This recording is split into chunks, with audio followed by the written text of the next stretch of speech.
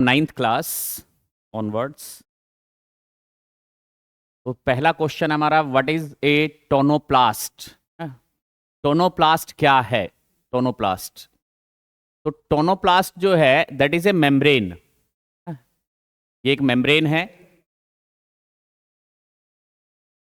ना, ये एक मेम्ब्रेन है। पर ये है कहाँ की मेम्ब्रेन? माइटोकॉन्ड्रिया की? नहीं। Inner membrane of chloroplast? No. Membrane bound of the vacuole of plant cell? Yes, vacuole की जो मेम्ब्रेन है that is known as the tonoplast. So C is the correct answer. Now next question is, G1 phase is the interval between mitosis and initiation of DNA replication। अगर हम mitosis को देखते हैं, mitosis को, ये type of cell division है। जब हम माइटोसिस को देखते हैं तो उसका एम फेज जो एक्चुअल माइटोसिस है that is M, sorry, mitosis M phase और माइटोटिक फेज, और उसके बाद जो है वो आता है G1 phase, then S phase and then G2 phase. तो इसमें क्या कह रहा है ये कि G1 phase is interval between mitosis, this is the mitosis, and initiation of DNA replication. S phase is the synthesis phase where DNA replication occurs, है ना। जो डीएनए का रेप्लिकेशन है वो, डीएनए का जो रेप्लिकेशन है वो कहां पर होगा? एस फेज के अंदर। तो एम और एस फेज के बीच में क्या है? G1 phase. So assertion is the correct. The cell is metabolically inactive during G1 phase. Actually में G1 फेज के अंदर जो है वो सेल प्रिपेयर करती है खुद को फॉर द एस फेज। तो G1 phase is metabolically active phase. तो this reason is the wrong. So the correct answer is, the assertion is true, but reason is false. C is the correct answer. Now the next question. Urinary bladder is lined by transitional epithelium. तो transitional epithelium का काम stretching का नहीं है, but there is an exception, है ना, that is transitional epithelium. तो जो transitional epithelium है, जो ट्रांजिशनल एपिथेलियम है वो यूरिनरी ब्लैडर के अंदर होती है, जिससे कि उसके अंदर जब यूरिन स्टोर हो तो उसका साइज इंक्रीज हो सके। Now the statement second, transitional epithelium keeps the size of bladder constant. नहीं, कांस्टेंट रखने के लिए नहीं होती। कांस्टेंट रखने के लिए तो नॉर्मल एपिथेलियम होती, क्योंकि वो स्ट्रेच नहीं करती। ये स्ट्रेच करेगी तो साइज को इंक्रीज करेगी, तो कांस्टेंट नहीं रखेगी उसके साइज को। तो statement 1 is correct and statement 2 is wrong. So statement 1 is correct and statement 2 is incorrect. C is the correct answer. Now the next one is, select the pair that consist of viral diseases. तो mumps जो है वो bacterial disease है, small pox bacterial disease है, herpes जो है वो viral disease है, इन्फ्लुएंजा जो है वो वायरल डिजीज है, निमोनिया बैक्टीरियल डिजीज है, सिफेलिस बैक्टीरियल डिजीज है। तो the correct answer is B. Now the next one is, a griddled plant in which phloem is removed may survive for some time but it will eventually die because, ये कह रहा है कि एक plant है और उसको हमने ग्रिडल कर दिया, यानी कि एक पर्टिकुलर पोर्शन पे उसको कट किया इस जगह से, है ना, और उसका फिलोएम हटा दिया, यानी कि ये कुछ इस तरीके से दिखाई देगा आपको, ठीक है। इसका फिलोएम जो है वो रिमूव कर दिया और कुछ टाइम के बाद प्लांट डाई कर गया। किस वजह से? तो फिलोएम का काम क्या होता है? फिलोएम का काम है कि वो फूड का ट्रांसपोर्ट करे ऑन बोथ डायरेक्शन, यानी कि लीफ के अंदर फूड की फॉर्मेशन हो रही है तो वो ऊपर की तरफ भी फूड को लेकर के जाएगा फिलोएम, और नीचे की तरफ भी लेकर के आएगा। ये काम है इसका। तो water will not move downwards, water तो जाइलम के थ्रू मूव करता है, ये नहीं होगा। Water will not move upward, ये भी नहीं होगा। Sugars and other organic materials will not move downward. Yes, C is the correct answer. वो डाउनवर्ड नीचे की तरफ नहीं आएंगे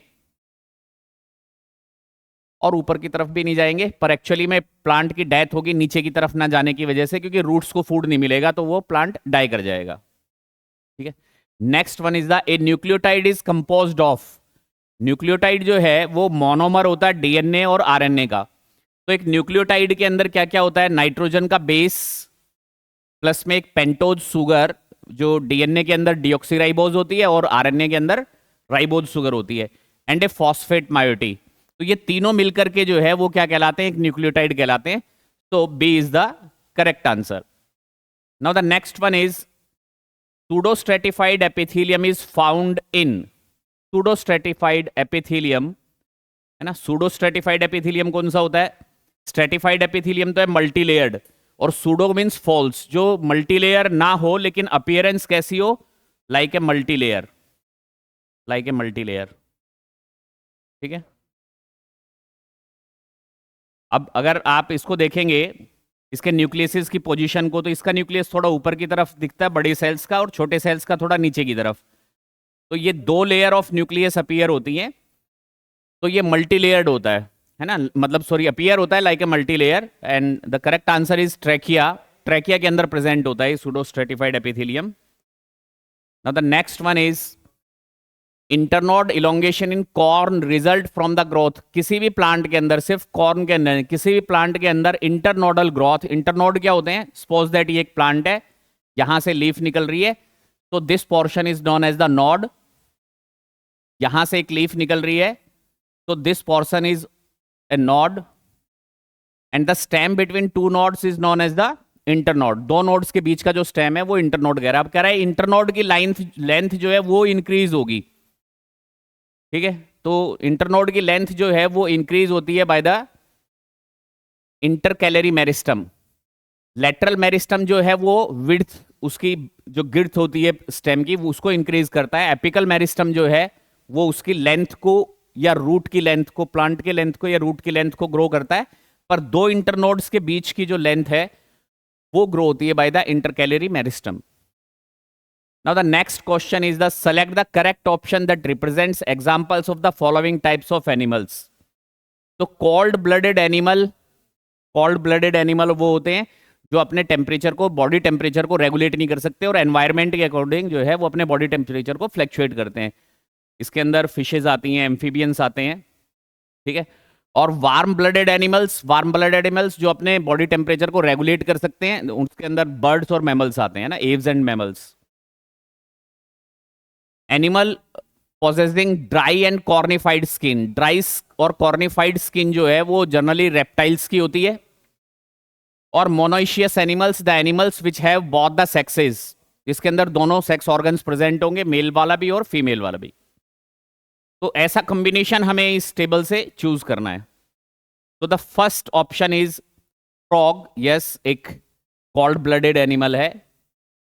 पिजन, ये एक वार्म ब्लडेड बर्ड है, एक वार्म ब्लडेड एनिमल है। Animal possessing dry and cornified skin, wall lizard, lizard एक रेप्टाइल है, तो उसकी कॉर्निफाइड और ड्राई स्किन होती है। एंड अर्थवॉर्म एक मोनोइशियस एनिमल है। तो the correct answer is a, बाकी देखने की जरूरत नहीं है हमें, है ना। And the last one is which of this is not part of the endomembrane system of the cell. तो सेल का जो एंडोमेम्ब्रेन सिस्टम है that includes the 4 organelles. The one is endoplasmic reticulum, second one is the Golgi apparatus, third one is the vesicles, and the fourth one is the vesicles, Golgi apparatus, ER, and fourth one is the suicidal bag.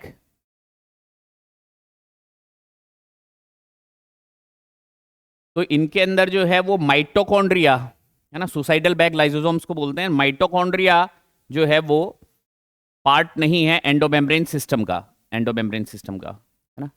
तो thank you, have a nice day.